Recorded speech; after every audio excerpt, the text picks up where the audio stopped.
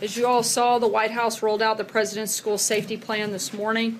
Every student should be able to feel safe and secure at their school, and no parent should have to worry whether their child will come home at the end of the day. With that in mind, the President's plan focuses on the following areas. First, hardening our schools. We will ensure our schools are safe and secure, just like our airports, stadiums, and government buildings, with better training and preparedness. Second, strengthening background checks and prevention.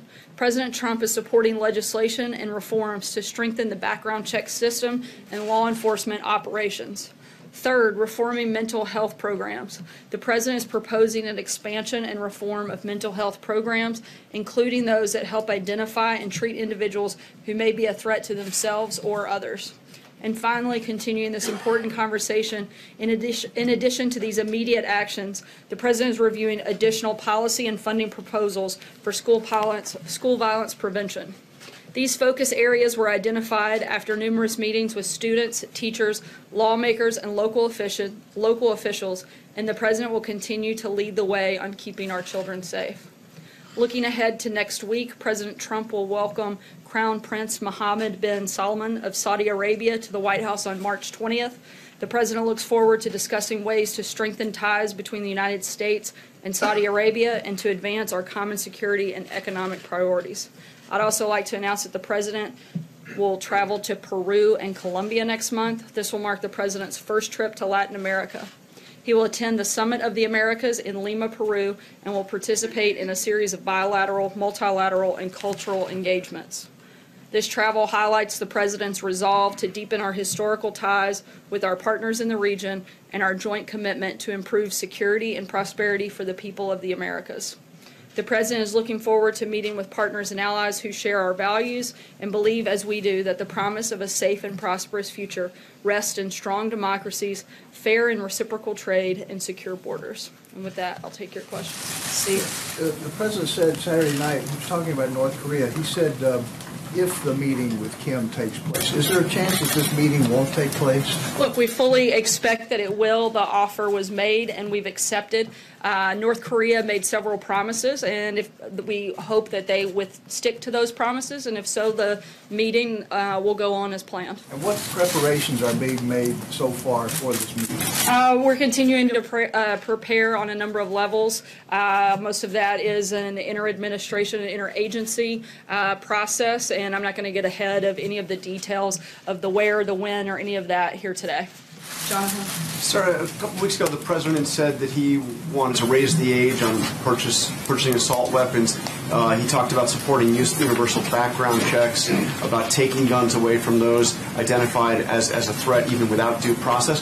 What happened to all those proposals? Look, a lot of those things are still outlined in the proposal that if you don't have yet, you should receive here in the next few minutes in your inboxes. But look, right now, the President's primary focus is on pushing through things that we know have broad bipartisan support, or things that we can do from an administrative perspective that we can do immediately. But we haven't let go of some of those other things that we're going to continue to review and look at, as I mentioned in the opening part of my first comments. But is there a single thing in this proposal from the President that is not supported by the NRA? Is there anything in here that the NRA opposes? Look, the President still has in this plan the age limit increase, and that is part of one of the things that will be, one of those things will be reviewed on what the best path forward is on that front, whether it can be done at a federal level or whether it needs to be done on a state-by-state basis.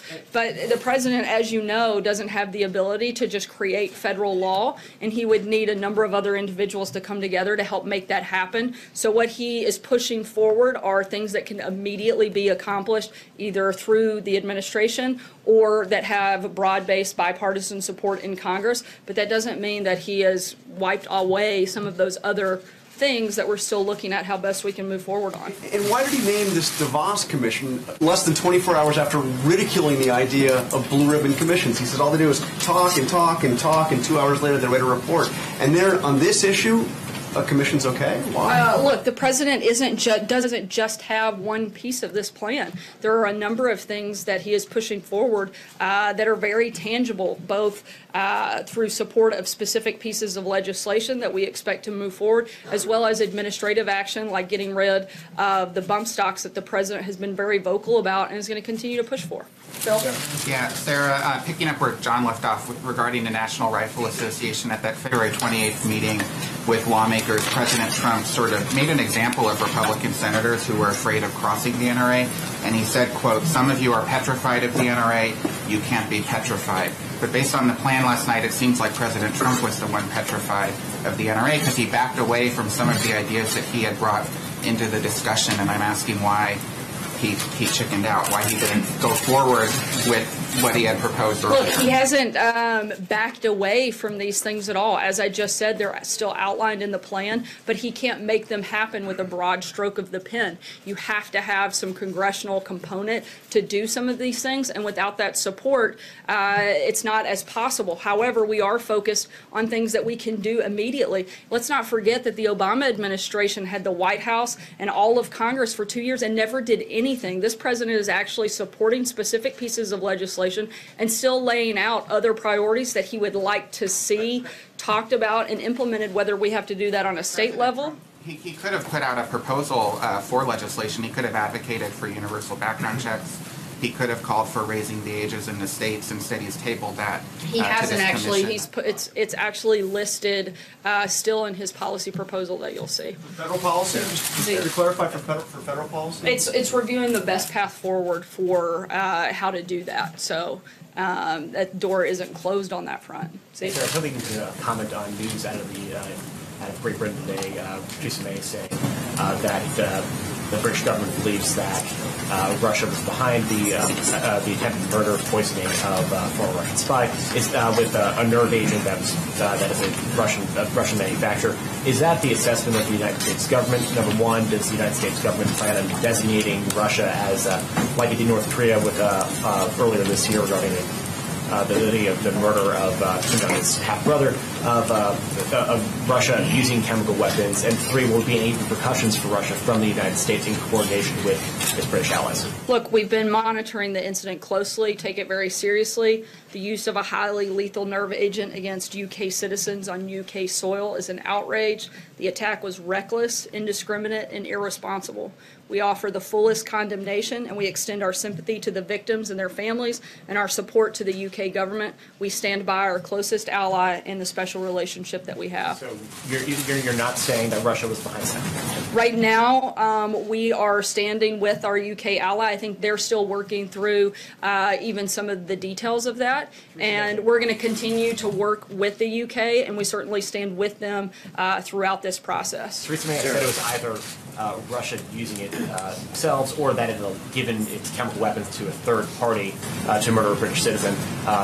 The latter being highly unlikely, given the nature of this weapon. So, like I just said, Zeke, we stand with our ally, and we certainly fully support them and are ready if we can be of any assistance to them.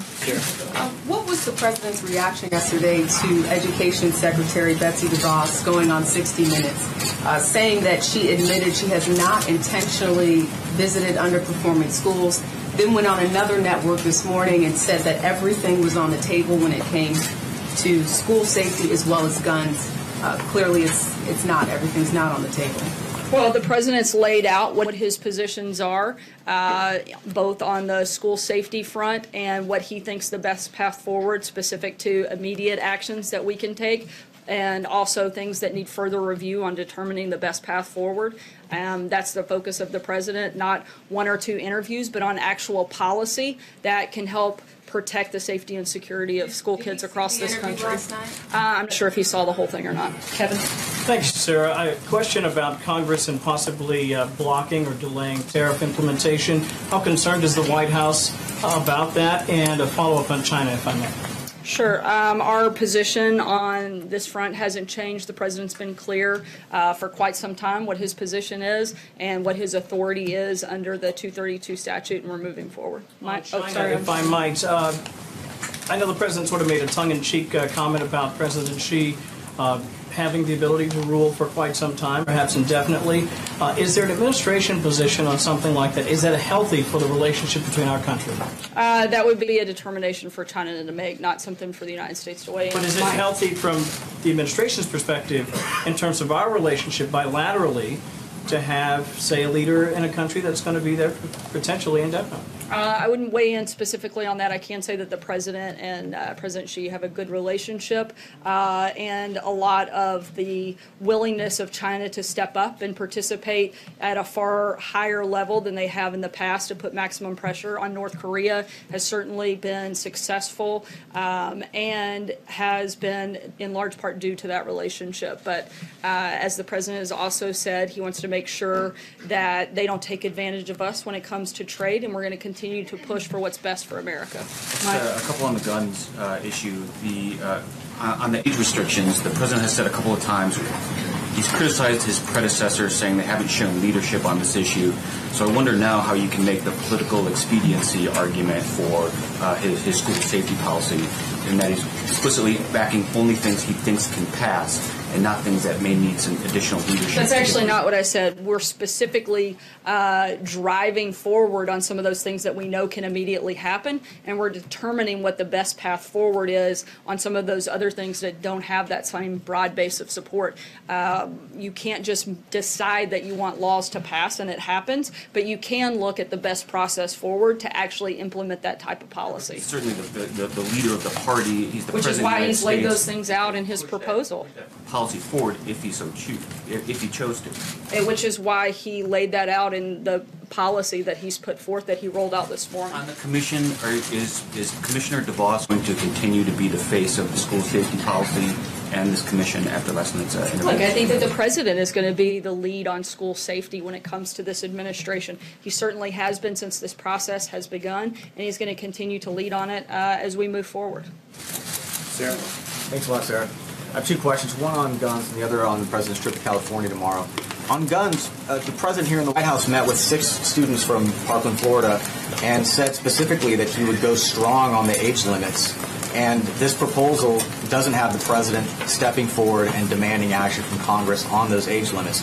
Why is the president backing away from that promise to those 6 students that he would go strong on gun? I guess I don't know how many times I can explain the same thing. The president still supports this. That's why it's in his plan, and he is looking at and reviewing the best path forward to try to get it through. But at the same time, he is making sure that the things that we can do right now, we're actually doing. Instead of holding everything back until we can get some of those other pieces done, we're pushing forward on the things that have support, that can be accomplished immediately, and then we're working through the process to see what we can do to get the other things done. That actually seems smart, and it seems like bold leadership to me to push through on things that help protect kids while not ignoring some other policies that the president supports, which we're doing. Can you tell us some more about the president's trip to California tomorrow? Why is he going to the wall to see the wall prototypes first? And also, this is a state that did not vote for the president. Is the president going to make an opportunity to reach out to people who didn't vote for him by going to this state? I think that this is an important thing that the president has talked about, the safety and security of the country, and strongly feels that the wall is a big part of that. And he's going to look at those prototypes. One of the other things that he'll also be doing is speaking to members of the military. You'll see all 5 branches of the military represented at the speech he gives. While California may not have, he may not have won that state, there's certainly a lot of support for this president, not just there, but across the country, and he looks forward to being there and presenting a lot of the specific policies. The president, there's a lot of Republican lawmakers in California that think that the wall will be too expensive and could be a waste of money. Is the president concerned that he might be putting undue political pressure on Republican lawmakers by visiting the wall in California? No, the president campaigned on this. He talked about it extensively, and he's the president. And this is something that he is not going to back away from and something that he's going to continue to push for. John? Thanks a lot, Sarah. Since Kim Jong-un's overture to meet with President Trump last Thursday and his proposal to denuclearize, the North Korean media has mentioned nothing. They haven't referenced the overture. They haven't referenced this idea that North Korea would get rid of its nuclear weapons. I heard what you said a little bit earlier about how you believe that a meeting will still take place. What makes you think that, based upon the fact that Kim Jong-un hasn't even mentioned this to his own people, that anything of substance will come out of such a meeting? Look, we know that the maximum pressure campaign is working. We know that they have responded due to that, and they have pushed this message through the South Koreans to us. We have accepted their invitation on the 3 promises that they made, and we're going to move forward in this process. Being nuclearized is a point of pride, we are told. I'm sorry, I couldn't hear the first part of what you Being a said. nuclear country is a point of pride, we are told, for North Koreans. To just simply get rid of their own nuclear weapons, it seems, would be something which would undercut what that country and what Kim Jong-un stands for. Again, why would he get rid of I think that nuclear shows weapons? the effectiveness of the maximum pressure campaign, and that's one of the reasons that we're not letting up on the maximum pressure campaign, and we're going to continue pushing forward on it. John? Yeah. Thank you, Sarah. 2 questions. First, following up on what John asked, we know that Kim Jong-un has been using a special envoy to Seoul to send messages. Has he sent any special messages through any special envoy to the president? I'm not going to get ahead of or go beyond any of the things that we've already put out publicly. The other thing is that regarding tomorrow's election in Pennsylvania's 18th district, the president's campaign visit notwithstanding, he is reported in several sources today to have referred to Republican Rick Saccone as, quote, weak, unquote, and said he's run a poor campaign. This seems a little unusual in light of what he said Saturday and in light of Mr. Saccone's praise of him as a friend. Did he actually say that about Mr. Saccone? Look, I can't weigh in on any specifics of an upcoming election, but I can refer you back to the president's public comments that he made on Saturday. Drill down on your answer to Brian's question. Is it the president's intent tomorrow to pick a winning design for the wall? Is that why he's going down there? Look, he wants to look at the different prototypes, and beyond that, I'm not going to get ahead of the president's visit. A quick question. There was a report this morning that the Saudi government inflicted physical abuse on the people who were held captive for the time at the Ritz-Carlton Hotel. Is this something that the White House intends to bring up with the Crown Prince? I'm not going to get ahead of the conversations that'll take place on the 20th, but we'll have a readout of that meeting. Thank you, Sarah. I have 2 questions. First, on guns. The president, during his campaign, said, "Nobody knows the system better than me, which is why I alone can fix it." But it sounds like now you're saying that because certain things that he supports does not have support in the Congress, then he's only going to push forward on the things that are already That's not actually what I said, but you guys continue to misunderstand and misrepresent the comments that I'm making. I'm saying that the president is pushing forward on things that we know have broad-based support and that we can immediately get done, while at the same time we're looking at the best way forward to push these other things through, whether it's on a state level, whether it's on a federal level. We're looking at the best process forward because the president does have to work within the Constitution. We can't just write things down and make them law. We actually have to follow a process, and the president is going to go through that process and determine the best path forward on a number of issues that are outlined that he has supported. Let me ask you about the Manchin-Toomey universal background check legislation. It's not yet clear whether or not the president actually supports having universal background checks.